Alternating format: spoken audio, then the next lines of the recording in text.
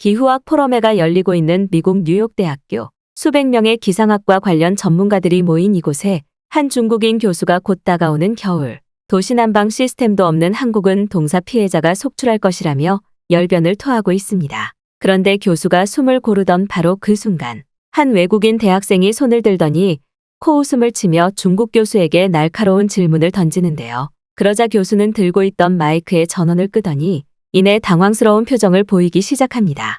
과연 이곳 포럼회장에서는 대체 무슨 일이 있었던 것일까요? 안녕하세요. 저는 미국의 뉴욕대학교에서 기후공학을 전공 중인 칼런이라고 합니다. 이제 막 1학년 초기 입학과정을 진행 중인 저는 기후공학 전공 과목뿐만 아니라 다양한 교양 과목 수업을 들으며 평화로운 학교 생활을 진행 중인데요. 특히 최근 저는 주위 친구들 사이에서 꼭 한 번은 경험해봐야 하는 선진국 한국에 관한 이야기들을 들으며 다른 나라로 여행을 떠나는 것에 큰 관심이 생겨왔고 결국 저는 대학교의 여름방학을 기다리며 한국 여행을 준비 중이었죠. 그런데 이처럼 한국에 대한 관심이 커져만 가던 저에게 한국의 진짜 실체를 파악하게 되는 놀라운 사건이 생기고 말았는데요. 그날은 저희 뉴욕대학교에서 기후공학과 환경오염을 연관지어 진행하는 포럼회가 열리는 날이었고 저는 실제 발표는 준비하지 않았지만 다양한 전문가들의 기후공학 의견을 듣기 위해 친구들과 함께 포럼의 한쪽에 자리를 잡고 강의 발표를 기다리고만 있었습니다.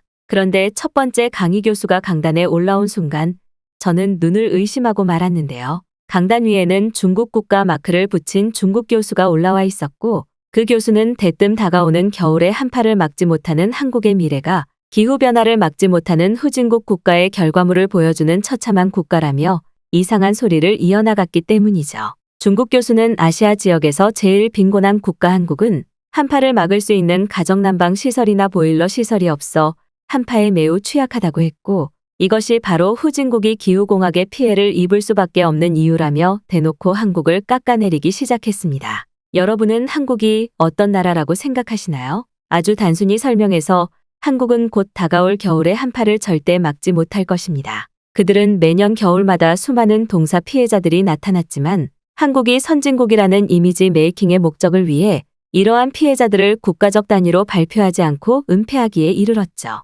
이것이 우리가 오늘날 기후공학의 기술에 전념하고 국가를 선진국 단위로 초고속 성장시켜야 하는 이유라고 볼 수 있습니다. 국가적 단위의 경제발전이나 기술이 없다면 한국처럼 한파조차 막지 못해 국민이 패닉되는 사태에 이르고 말고 이것이 곧 국가의 소멸을 불러오기 때문이죠. 그런데 매번 제가 이런 발표를 할 때마다 꼭 한국은 선진국이다.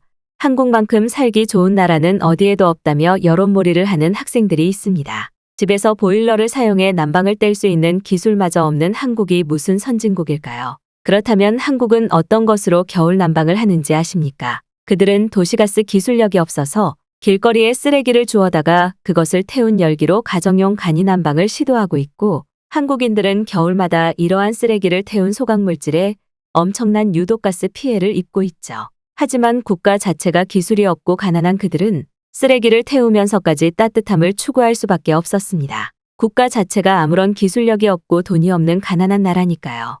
아마도 이런 후진국에서 태어나지 않고 저처럼 위대한 부유국가 중국이나 미국에서 태어난 여러분들은 매우 운이 좋았다고 할 수 있습니다. 기후학과 관련된 포럼회이기는 하지만 저는 한국의 모습을 통해 우리가 왜 기후학 연구에 집중하고 이것의 피해를 막기 위해 국가적 선진 성장을 이루어내야 하는지 확실히 알 수 있다고 생각합니다. 하지만 제가 이러한 발표를 하기 전까지 많은 외국인 학생들이 한국처럼 날씨도 좋고 겨울에 따뜻하게 지낼 수 있는 나라는 어디에도 없다고 주장하더군요. 물론 한국에도 난방시설이 있기는 있겠죠. 하지만 그것은 한국에서 0.1%만 누릴 수 있는 매우 귀한 쓰레기 소각 난방시설입니다. 중국에서는 길거리의 노숙자들조차 각자의 집으로 돌아가 도시가스로 집을 따뜻하게 데우고 보일러를 사용하는데 한국은 전혀 그러지 못하다는 말이죠. 그렇다면 이런 상황에서 한국보다 도시공학 기술이 좋고 기후공학을 막아낼 수 있는 나라는 자연스럽게 중국이라고 할 수 있지 않을까요? 심지어 한국은 겨울에 여행을 가면 난방 시스템조차 없어서 관광 자체가 불편한데 중국은 여름과 겨울을 가리지 않고 도시가스와 에어컨을 펑펑 이용할 수 있으니 지상낙원과 다름이 없죠. 즉, 제 강의를 듣고 있는 지금 포럼회장의 학생들은 지금이라도 한파를 막지 못하는 한국을 선진국이라고 생각하지는 말아야 된다는 결론입니다. 중국 교수의 말이 끝나기 무섭게 포럼 회장에서는 웅성거리는 소리가 들려왔는데요. 그도 그럴 것이 이번 뉴욕대학교의 기후학 포럼에는 극도의 환경오염을 유발하는 중심국가 중국의 현실을 꼬집고 해결책을 마련하자는 중심 주제가 잡혀있던 포럼 회의자 토론장이었기에 중국 출신 교수가 너무나 당당하게 첫 번째로 발표를 진행하는 것은 굉장히 어처구니 없었기 때문이죠. 심지어 중국 교수는 한국에 대한 악감정이라도 가진 듯 계속해서 기후학과는 전혀 관련이 없는 한국은 중국보다 가난한 나라다. 모두 그걸 알아야 한다며 포럼의 주제와 전혀 없는 상관이 없는 말을 하기에 이르렀고 여기에 더해 한국은 난방시설도 없는 국가라는 그 교수의 주장은 코웃음이 절로 나올 수밖에 없었습니다. 하지만 너무나 이상했던 것은 대체 어디서 나타났는지 모를 한 중국인 학생 무리가 포럼의 한쪽에서 자리를 잡고 엄청난 소리로 박수를 치며 한국은 이제 곧 겨울이 되면 중국에게 손을 내밀 수밖에 없을 것이라는 아우성을 쳤고 이 모습은 매우 기괴해 보였기 때문인데요. 그런데 바로 그 순간 저와 비슷한 나이의 한 외국인 학생이 자신의 자리에서 일어나더니 직접 마이크를 잡고 그 중국 교수를 향해 단 한 문장의 일침을 날리고 말았습니다. 중국 교수님께 질문하겠습니다. 교수님은 혹시 오늘날 모든 난방시설의 기초가 되고 있는 한국의 온돌이라는 난방 방식을 전혀 모르시나요? 중국 교수는 당돌한 외국인 학생의 질문에 당황한 것인지 아니면 온돌을 모르는 것인지 갑자기 식은땀을 흘리며 말을 제대로 하지 못하는 모습을 보였는데요. 그리고 역시나 이어진 외국인 학생의 발언에 중국 교수는 급히 포럼 회장을 떠나려는 모습을 보이기 시작했습니다. 살다 수백 명의 학생들이 있는 포럼회에서 한국이 난방 기술이 없다는 헛소리는 처음 듣는 것 같습니다. 지금 전 세계에서 가장 뛰어난 온도 조절 기술을 보여주고 있는 나라가 바로 한국이라는 사실은 알고 계신가요, 교수님? 한국은 이미 그들이 고도의 경제 발달을 이루기 전의 시대에서도 아궁이를 이용하는 과학적인 난방 기술인 온도를 개발해 대다수의 국민들이 사용해왔습니다. 그리고 지금 이것은 모든 나라의 표준 난방 기술이 되고 있는 보일러라는 현대적 기술로 탈바꿈되었죠. 심지어 바닥 난방 기술이 없는 대다수의 외국 국가들은 최근 한국의 난방 기술인 온도를 경험하자 미국에 직접 바닥 난방을 설치해주는 사업을 활성화하고 있고 이 사업은 미국에서 엄청난 히트를 하고 있습니다. 그만큼 한국을 제외한 대다수의 사람들이 한국의 난방 방식을 부러워하고 사용하고 싶어 한다는 사실이며 이것이 한국이 현재 전 세계의 선진 기술, 롤모델이 되어주고 있다는 증거가 되죠. 그런데 교수님께서는 아까부터 계속 한국과 중국을 비교하면서 곧 다가오는 겨울에 한국은 동사로 국가가 망할 것이라고 했는데 상식적으로 생각해서 그건 오히려 한국이 아닌 중국 아닌가요? 실제로 지난해 23년 중국에서의 동사 피해자는 380만 명에 이르렀고 직접적인 사망자도 꽤나 많이 나타났습니다. 그리고 중국은 아직도 바닥을 난방하는 온돌 기술이 없는 대표적인 주거기술 후진국 나라이죠. 심지어 지금 중국에서는 한국에 대중화되어 있는 온돌 난방 방식을 사용하면 부유한 계층으로까지 취급받지 않나요? 이미 그것만으로도 중국보다 한국이 부유하고 선진국이라는 증거는 충분할 것 같은데요. 중국인들 대부분이 지금 에어컨을 이용해 난방을 시도하는 1차원적인 시스템을 사용하고 있으며 거기서 조금이나마 개발된 것이 중앙난방 시스템 아닌가요? 그리고 이것마저도 모두 전기로 사용하는 매우 불편한 난방 방식이죠. 상황이 이렇다 보니 중국은 매해 겨울이 되면 동사 피해자와 동사자들이 급증하고 저는 이것이 중국의 후진국 실체를 보여준다고 생각합니다. 그런데 교수님께서는 완전히 한국과 중국의 상황을 반대로 설명하면서 역설적으로 중국의 치부를 드러내고 계시네요. 더군다나 최근 몇몇 중국 학자들과 교수들은 한국의 온돌 난방 방식이 중국의 것이라고 거짓 주장을 하지 않았나요? 한국의 온돌은 전 세계에서 한국을 제외하고는 전혀 유래와 그 사용 방법을 찾아볼 수 없는 독단적인 한국 고유의 생활기술인데 이것이 중국의 것이라고 주장한 것 자체가 한국의 온돌 난방 방식이 부러워 열등감이 극에 달한 증거라고 생각됩니다. 심지어 오늘의 포럼에는 환경오염으로 기후변화를 더 고속화시키고 있는 환경 파괴의 주범 중국에 대해 토론하는 자리 아닌가요? 아마도 교수님께서는 이번 포럼 회장에서 중국이 타겟이 되지 않기 위해 한국을 타겟 삼아 일부러 이런 거짓 발표를 진행하신 것 같은데 이제 그런 선동작전은 더는 외국인들에게 통하지 않습니다. 한국 날씨가 적응하기 어렵게 거친 것은 맞지만 그만큼 한국에서는 거의 모든 대중교통과 공공시설, 심지어 버스 정류장에서마저 온돌 난방 방식을 느낄 수 있는 최고의 온도 조절 기술 보유국 나라거든요. 하지만 이와 반대로 중국은 어떨까요? 중국에서는 대부분의 중국인들이 전기를 이용하는 전기난방으로 겨울에 생활을 하지만 거의 2주 단위로 중국에서는 겨울에 전기 사용량을 막지 못해 정전 사고가 발생하지 않나요? 작년 23년에만 해도 한파 정전 사태를 막지 못해 수만 명의 중국인 피해자들이 나타났는데 이것은 어떻게 설명하실 건가요? 여기 있는 학생들과 교수님들도 확실히 기억하시기 바랍니다. 그리고 몇몇 사람들은 이미 알고 있을지도 모르죠. 지금 한국의 겨울 난방 방식인 온돌은 전 세계 공학자들의 이목을 끌고 있으며 수많은 사람들이 평범하게 온돌을 사용하는 부유한 한국인들을 부러워하고 있다는 사실을 말이죠. 중국 교수 당신은 정말 부끄러운 줄 알아야 할 것입니다. 갑자기 나타난 앳돼 보이는 얼굴의 외국인 대학생은 마치 한국을 직접 경험하기라도 했던 것인지 한국의 난방 방식인 온돌을 설명하며 중국 교수에게 팩트로 일침을 가했고 방금 직전까지 중국 교수의 말에 호응하던 중국 학생들마저 그저 입을 다무는 모습만이 보였는데요. 중국 교수는 전혀 예상하지 못했던 학생의 반박이었던 것인지 급하게 마이크를 내려놓고 포럼 회장을 떠나려는 모습을 보였고 그 사이 포럼 회장에 있던 몇몇 교수들은 중국인 교수들은 하나같이 한국에 열등감을 가지고 있는 것 같다며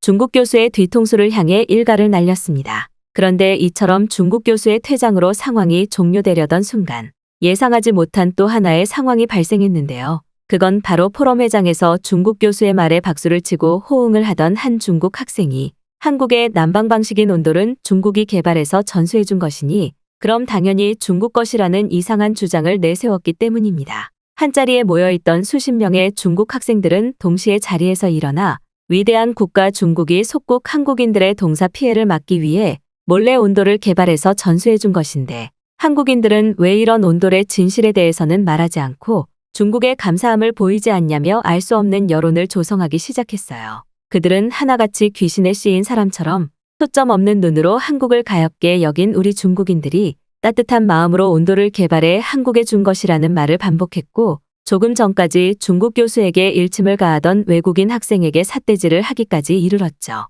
하지만 그들의 어처구니 없는 주장에도 포럼 회장에 있던 다른 외국인 교수들은 역시 중국인들은 저럴 줄 알았다며 마치 중국 학생들의 반응을 예상했다는 모습을 보였는데요. 저희는 위대한 중국에서 태어난 중국인입니다. 아까 다른 학생께서 저희 중국 교수님의 말이 모두 틀리고 한국은 겨울 난방 방식인 온돌이 있으니 한파 피해자가 없다고 하셨는데 그 온돌을 개발한 나라가 원래 중국이었다는 사실은 전혀 모르시나요? 심지어 지금 한국에서 사용하는 도시가스도 중국이 무료로 주고 있는데 이러한 한국의 실체를 모르시는 분들이 많네요. 실제로 지금 많은 외국인들이 겨울이 되면 중국으로 힐링 여행을 오고 있습니다. 전 세계에서 추운 겨울에도 따뜻하게 지낼 수 있는 선진 부유 국가가 오직 중국밖에 없기 때문이죠. 이 정도의 설명만으로도 중국에서 동사 피해자가 없다는 증거는 충분하다고 생각합니다. 그렇다면 여기서 왜 중국인들은 자신들이 개발한 온돌을 사용하지 않는지 질문하는 사람도 있을 것으로 예측되는데요.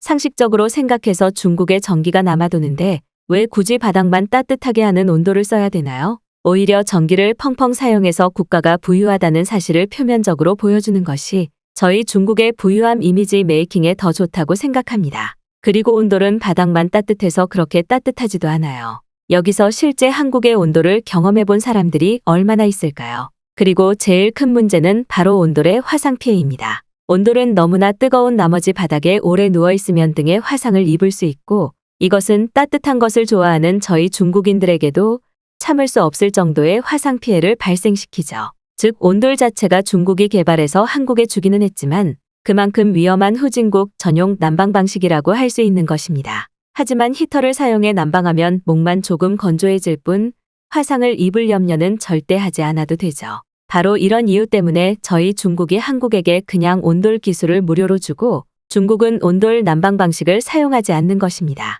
하지만 지금 한국은 이러한 위험성은 전혀 설명하지 않고 자신들의 온돌이 세계 최고의 이상적인 난방 방식이라며 기괴한 홍보를 하고 있죠. 중국도 각 가정에 온돌 보일러 시스템을 보급하려면 할 수 있습니다. 도시가스가 이미 노숙자들까지 사용할 수 있을 정도로 도시 곳곳에 설치되어 있고 중국인들의 동의만 있다면 바로 내일이라도 상용화 가능하죠. 그런데 이러한 현실은 전혀 모르고 한국이 온돌을 개발했다는 그 사실만을 철석같이 믿으며 중국을 깎아내리다니 당신들 전부 한국 정부에게 돈을 받고 이런 대외 활동을 하는 것 아닙니까? 저희 중국 학생단과 중국 교수님은 중국 정부의 이러한 잘못된 피해를 방지하기 위해 해외를 돌아다니며 관련 활동을 하고 있습니다. 그리고 실제로 한국에서 홍보하고 있는 온돌도 상위 1%가 아니면 사용할 수 없고 대다수의 한국인들은 겨울이 되면 그저 추위에 덜덜 떨며 동사 피해를 입는 건 사실이잖아요. 월급 4만 원 한국인들이 어떻게 도시가스 보일러를 사용할 수 있겠습니까? 애초부터 당신들의 한국에 대한 발언들은 너무 말이 되지 않습니다.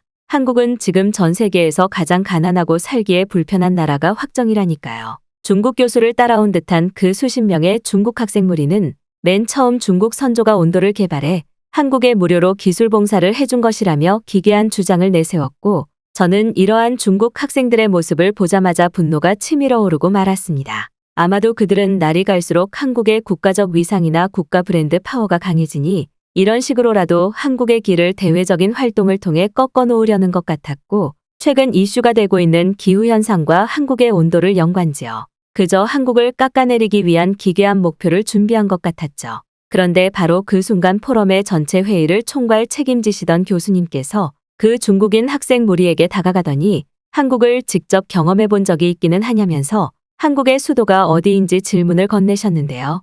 한국을 경험하거나 조금의 정보라도 알고 있는 사람들이라면 서울이라는 대답을 무조건 할 수밖에 없는 너무나 간단한 질문이었지만 그 중국인 학생들은 한국을 경험해보지 못했던 것인지 쉽사리 답을 내놓지 못했습니다. 그랬습니다. 그 중국인 학생들은 실제 한국을 경험해보지도 않고 한국의 온돌이 얼마나 효율적이고 따뜻하고 위험성이 없는지도 모른 채 그저 즉석에서 온돌에 대한 위험성을 거짓으로 주장하며 다시 한번 한국을 깎아내리려는 작전을 펼쳤던 것이었죠. 당황한 중국인 학생들의 표정을 확인하신 포럼의 책임 교수님께서는 이래서 중국인들은 국가 포럼의 자체에서 배제해야 된다는 말을 시작으로 그 중국 교수와 중국인 학생을 한 번에 참교육하기 시작하셨는데요. 중국 교수와 학생들이 참석하는 자리에는 꼭 이런 사태가 생기는군요. 많은 포럼회를 주관하고 진행해온 책임 교수로서 정말 이해가 되지 않는 현상입니다. 기후공학이라는 주제를 벗어나 우리는 왜 중국인들이 한국에게 열등감을 느끼고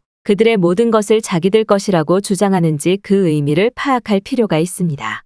심지어 지금 중국인들은 한국의 고유개발 난방 방식인 온돌뿐만 아니라 한복 심지어는 한국의 태극기까지 전부 원래 그들이 만들어서 준 것이라며 이상한 여론몰이를 하고 있죠. 그리고 그들의 작전은 오늘도 어느 정도 통했다고 볼 수 있습니다. 오늘 포럼회의 주제가 바로 중국의 환경오염 피해 가속화였는데 이들은 교묘히 한국으로 타겟을 돌림으로써 포럼의 주제였던 중국이 타겟이 되는 것을 막아냈기 때문이죠.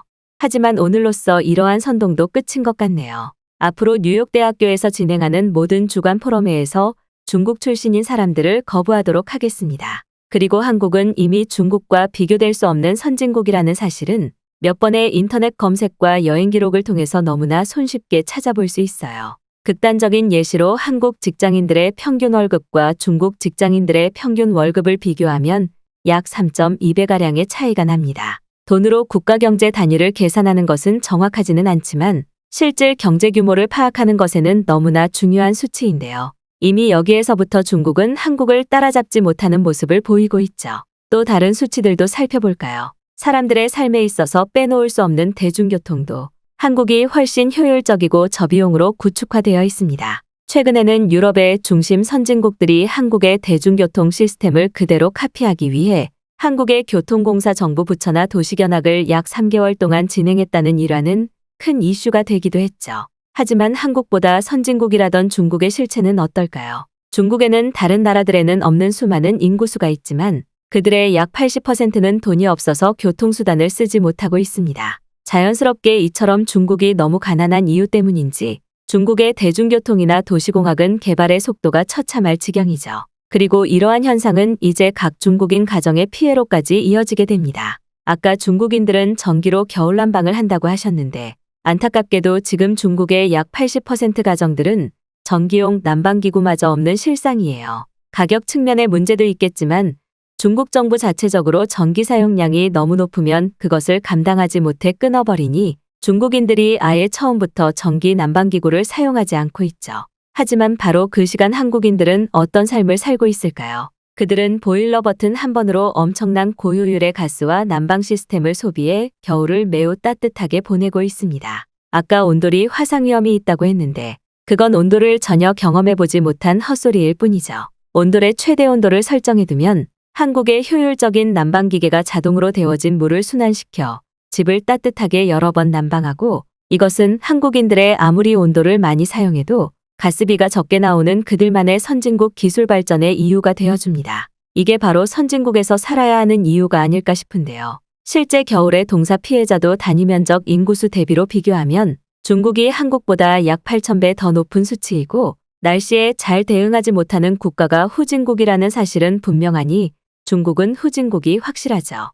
제 말이 믿기 어렵다면 중국 학생들이 직접 한국을 경험해보세요. 아마 한국의 열등감을 느끼고 화가 나기는 하겠지만 나는 왜 한국에서 태어나지 않았을까라며 자책하게 될 것입니다. 그게 바로 지금 모든 나라의 사람들이 살고 싶어하는 선진국 힘을 가진 한국이니까 말이죠. 총괄 교수님의 말이 끝나기 무섭게 주위를 둘러보니 이미 중국 학생과 교수들은 사라져 있었고, 저는 그 순간 한국이 이렇게나 열등감을 유발할 정도로 부러운 선진국이었구나라는 생각이 번쩍 들었습니다. 그리고 그 순간 저는 직접 한국을 경험해봐야겠다는 생각에 제 동생과 함께 약 2주 뒤 곧바로 한국으로 향했죠. 그리고 역시나 제가 제일 처음 방문한 곳은 바로 포럼의 교수님께서 극찬하시던 한국의 대표 대중교통 지하철이었습니다. 놀랍게도 한국의 지하철에 들어가자마자 저는 말문이 막히고 말았는데요. 미국에서는 표를 사고 들어가려면 마치 철창 같은 지하철 개찰구를 통과해야 돼서 기분이 좋지 않은 것은 물론 매우 높은 확률로 옷과 가방이 개찰구 철창 부위에 찢어지는 경우가 있었는데, 한국은 무인 스크린으로 너무나 편리하고 간편하게 개찰구를 통과할 수 있었기 때문이죠. 하지만 한국의 놀라움은 여기서 끝나지 않았습니다. 그건 바로 어린이용 지하철 개찰구도 따로 설치되어 있었다는 사실인데요. 놀랍게도 지하철 개찰구 한쪽에는 성인용 크기의 반 정도 되어 보이는 너무나 알록달록하고 귀여운 개찰구가 어린아이들의 키 높이에 맞춰 설치되어 있었고, 실제로 바로 그 순간 한 한국인 어린아이가 개찰구를 너무나 편하게 통과하는 모습은 보면서도 기적에 가까웠습니다. 누가 보면 별것 아니라고 생각할 수 있었겠지만 사용자의 편의를 생각하고 대중교통 시스템을 구축해 놓은 한국의 모습에 저는 진짜 한국의 선진국 위대함을 느껴버리고 말았거든요. 중국은 그저 매연버스로 환경오염을 시키고 지하철 개찰구마저 존재하지 않아 역겨운 무임승차가 난무하는 그 시간에 한국은 최선진국답게 너무나 편안하고 편리하게 지하철 개찰구를 통과하고 시민의식을 갖춰 이용하고 있었던 것이죠. 결국 저는 진지한 고민 끝에 한국으로 장기 유학을 가기로 했고, 앞으로 한국을 깎아내리는 중국인이 있다면 절대 그냥 참지 않을 생각입니다. 한국이 제게 놀라운 모습을 보여준 이상 한국에서의 새로운 시작을 준비하고 있는 저는 선진국 한국에서의 삶의 자부심을 느끼고 진실한 한국의 모습을 세계로 알리기 위해 노력해야 마땅하니까 말이죠.